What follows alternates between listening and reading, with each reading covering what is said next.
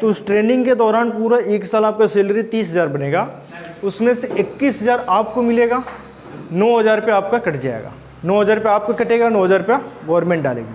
तो आपका जमा कितना हो रहा है, पहले साल जमा हो रहा है महीने का 9,000, यानी कि 1 साल का 12 108, 1,08,000 रुपये आपका पहले साल जमा होगा। दूसरे साल लगभग आपका जमा होगा 1,15,000 रुपये के आसपास में शायद जमा होगा। तीसरे साल शायद आपका 1,30,000 के आसपास में जमा हो। चौथे साल शायद आपका 1.5 लाख के आसपास में जो कटेगा, 9,000, 10,000, 12,000, ये करके इतने रुपए आपका जमा होगा। तो टोटल आपका जमा कितना हुआ, 4 लाख 50, 30, 80 और लगभग मान लो 5 लाख रुपये आपका जमा हो रहा है। 5 लाख आपका जमा होगा, 5 लाख गवर्नमेंट जमा करेगी, 10 लाख हुआ। और इन 10 लाख पे जो ब्याज होगा वो 1,71,000 रुपये बनेगा 4 साल में। तो मतलब आप जब 4 साल के बाद जब आपको हटाया जाएगा तो आपको मिलेगा 11,71,000 रुपये जब हटाया जाएगा तब। लेकिन इसमें पेंशन हटाना ही मेन मुद्दा है गवर्नमेंट का। पेंशन हटाना, ऐसे डायरेक्ट हटा नहीं सकते आर्म फोर्स का। इसमें से अगर 100 लोगों को ज्वाइन करा रहा है, लेकिन इसमें यह है कि 100 लोगों को ज्वाइन कराएगा तो 25 लोगों को परमानेंट करेगा। 4 साल आप ड्यूटी करेंगे, 4 साल ड्यूटी करने के बाद से जिसका परफॉर्मेंस सही रहेगा उसमें से 25% लोगों को वो परमानेंट करेगा। ये नहीं कि ऐसा नहीं कि सबको हटा देगा, सबको नहीं हटाएगा, कुछ लोगों को परमानेंट भी करेगा, कुछ लोगों को उसको एक्सपीरियंस वाली भी चाहिए। जहाँ नवयुवक खुद ही काम करेगा वहाँ पे एक्सपीरियंस काम करेगा। तो इसके वजह से 25% लोगों को गवर्नमेंट जो है रखेगी। केवल 10 साल के लिए बढ़ा रहा है 25%। 10 साल के लिए नहीं, 10 साल के लिए नहीं, परमानेंट। ये जो 25% होंगे उनके लिए सब व्यवस्था रहेगा जैसे अभी भी है। अब जैसे 100 लोग हुए अगर, तो 100 लोगों में से 75 लोग तो 4 साल के बाद हट जाएंगे और 25 लोगों को परमानेंट होगा। तब ये 4 साल में 25 लोग वही होंगे जिसका परफॉर्मेंस बहुत बेटर होगा, बहुत बेटर परफॉर्मेंस हो, छुट्टी कम लिया हो वगैरह वगैरह। हो सकता है कि बाद में एक एग्ज़ाम भी करा ले, ये भी हो सकता है, कोई ठीक नहीं है। क्योंकि अगर सबका परफॉर्मेंस सही है तो 100 में से 100 को तो रखेगा नहीं, 50 में 50 तो रखेगा नहीं, 25% ही रखना है। तो उसके लिए एग्ज़ाम भी हो सकता है कि लिए 4 साल बाद। तो उसमें जिसका परफॉर्मेंस सही रहेगा उसमें से 25% लोगों को ये क्या करेगा, कंटिन्यू करेगा। समस्या सबसे बड़ी ये है कि ये जो 75% लोग हैं इनके साथ क्या होगा। सबसे बड़ी समस्या ये है कि आप 4 साल काम करा लिए, आप ट्रेंड भी कर दिए आर्मी के लायक, आप 4 साल काम करा दिए, लेकिन अब ये जो 75% लोग हैं इनका क्या हुआ, सबसे बड़ी दिक्कत ये है। इनके लिए सबसे बड़ी दिक्कत है।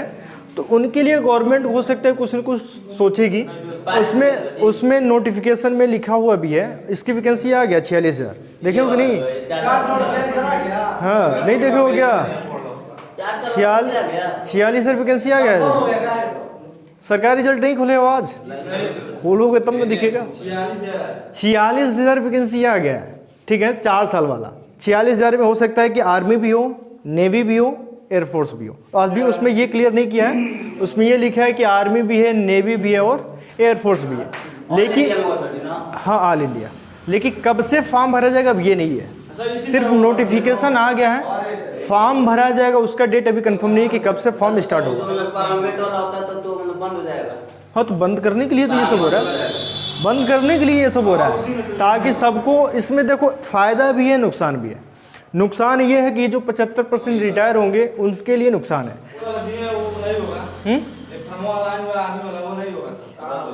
वो सब रद्द हो जाएगा। जो पहले का फॉर्म ऑनलाइन हुआ होगा वो सब रद्द हो जाएगा। अब दिक्कत उनके लिए है, जैसे एयरफोर्स का इसमें एग्ज़ाम हुआ था, अभी गवर्नमेंट कुछ कंफर्म नहीं किया।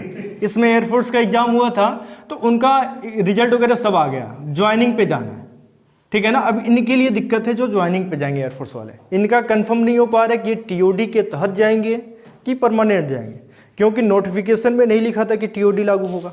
तो जब नोटिफिकेशन में टीओडी लागू नहीं होगा लिखा था, इनको जो सिर्फ और सिर्फ ज्वाइनिंग पे जा रहा है, तो इनके ऊपर भी दिक्कत है कि टीओडी के तहत जाएंगे कि परमानेंट जाएंगे। टीओडी के तहत जाएंगे तो 4 साल बाद रिटायर हो जाएंगे, परमानेंट जाएंगे तो फिर इनका होगा। अगर टीओडी के तहत करेगा गवर्नमेंट, या अगर मान लो रद्द कर दिया, जो जिसका प्रोसेस जो अभी सिर्फ फॉर्म ऑनलाइन हुआ था वो तो रद्द हो जाएगा, उसका तो कोई दिक्कत नहीं है।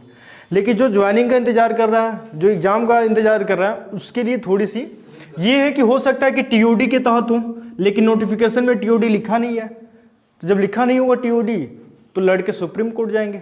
सुप्रीम कोर्ट है किस लिए? नोटिफिकेशन में आपको कोई भी चीज़ करना होता है तो नोटिफिकेशन में स्पष्ट शब्द में लिखना पड़ता है। अगर नोटिफिकेशन में टीओडी लिखा होगा तब तो लड़का कुछ नहीं कर पाया, क्योंकि 2 साल पहले भी टीओडी का जिक्र चल रहा था कि आर्म्ड फोर्स को, चाहे आर्मी हो, चाहे नेवी हो, चाहे एयरफोर्स हो, इनको टीओडी के तहत रखा जाएगा। 2 साल पहले ये न्यूज़ चल रहा था। तो उसका मतलब टीओडी है टूर ऑफ ड्यूटी। टीओडी का मतलब है टूर ऑफ ड्यूटी। समझिए कि आप टूर करने जा रहे हैं ड्यूटी, लेकिन ऐसा मत सोच रहे हैं कि टूर करने जा रहे हो, ठीक है ना। इसका फुल फॉर्म तो है टूर ऑफ ड्यूटी।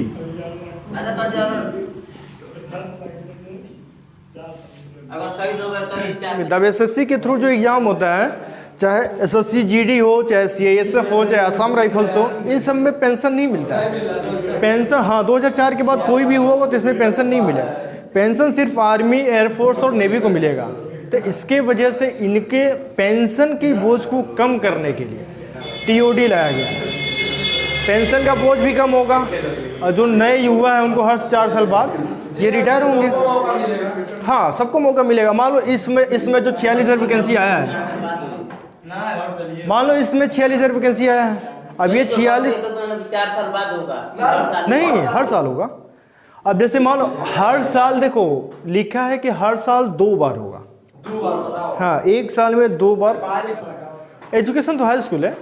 हाँ, एजुकेशन हाई स्कूल है, उसमें एजुकेशन सिर्फ और सिर्फ हाई स्कूल है, ठीक है ना। अब मान लो इसमें 46,000 वैकेंसी आया है, तो इस साल ये 46,000 क्या होंगे? जॉब पे जाएंगे। तो इस साल 46,000 ये जॉब पे जाएंगे, तो आज से इनका ट्रेनिंग स्टार्ट, 4 साल काम करेंगे टोटल ट्रेनिंग ले करके। 4 साल के बाद ये क्या हो जाएंगे? रिटायर। तो अगले साल जो 46,000, अगले साल जितनी भी वैकेंसी है, मान लो इस साल तो ये कंफर्म हो गए, अगले साल जितनी वैकेंसी आएगा तो वो अगले 4 साल लेंगे, तो ये 4 साल बाद तो रिटायर हो जाएंगे ना। यानी कि जो अगला वैकेंसी आएगा उसके 3 साल बाद ये सीट खाली हो जाएगा। पूरा सीट नहीं खाली होगा, 75% सीट खाली हो जाएगा, तो फिर नए लड़कों को मौका मिलेगा। तो इसमें ये लाभ है कि वैकेंसी थोड़ा सा जल्दी होगा, नए लड़कों को मिलेगा मौका। लेकिन सबसे बड़ी दिक्कत यही है, जो 75% रिटायर होंगे उनका एज कितना रहेगा? मैक्सिमम 21 साल एज है। 21 साल के बाद रिटायर हो गए, 25 साल के बाद रिटायर हो गए, 21 साल तक मैक्सिमम एज है। 17.5 से 21 है, 25-26 एज होते होते आप रिटायर हो गए। शादी की उम्र होते होते आप रिटायर हो गए। उसके बाद कोई अगर कोई भी आर्मी वाला है ना, तो आप देखेंगे ज़्यादातर वो रिजाइन मारते हैं, उसके बाद वो रेलवे में हो जाते हैं, उनको पेंशन भी मिल रहा है और रेलवे का नौकरी भी मिल रहा है। अभी भी ये गवर्नमेंट में ऑप्शन देगा, उसमें दे रहा है ये कि ये जो आप रिटायर होंगे ना, तो ये अग्निपथ के, अग्निवीर के पोर्टल से हो रहा है, ठीक है ना। तो उसका आपको जब 4 साल बाद रिटायर होंगे तो आपको एक सर्टिफिकेट दिया जाएगा, अग्निवीर का पद। अग्निवीर जो है उसके तहत जो आप हो रहे हैं, तो उसके लिए आपको एक सर्टिफिकेट मिलेगा, और दूसरा सर्टिफिकेट आपको मिलेगा कि आप आर्मी से रिटायर हुए हैं।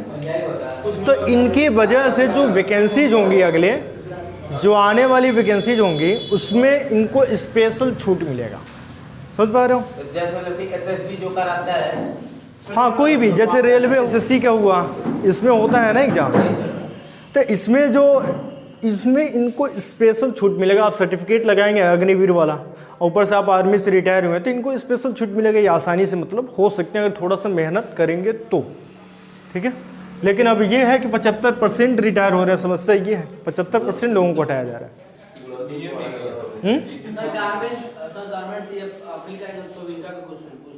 तो वही नहीं कह रहे हैं, इनको अग्निवीर, वही कह रहे हैं इनको अग्निवीर के तहत ये हो रहे हैं, ठीक है ना। तो उनको वो एक सर्टिफिकेट मिलेगा, और वो सर्टिफिकेट जो है कोई भी केंद्र की भर्ती आएगा उसके लिए वो स्पेशल छूट देगा, या कोई भी राज्य की वैकेंसी आ रही है उसके लिए वो स्पेशल छूट मिलेगा उसके तहत। अब मान लो कुछ सीट आ गया, वो इन्हीं के लिए होगा। तो ज़्यादा ध्यान दो, पुलिस का आने वाला है, ठीक है। ज़्यादा ध्यान दो उत्तर प्रदेश पुलिस पे, दौड़ते रहो आर्मी के लिए, ठीक है। वो तो 4 साल के लिए है, उससे बेस्ट उत्तर प्रदेश पुलिस में हो जाओगे तो परमानेंट है। इसमें भी पेंशन नहीं मिलेगा, आर्मी में भी पेंशन नहीं मिलेगा, उसमें भी पेंशन नहीं मिलेगा। इसमें यह है कि 4 साल बाद फिर तुमको ड्यूटी मतलब ढूंढना पड़ेगा जॉब। इसमें अगर हो गया तो ढूंढना नहीं है।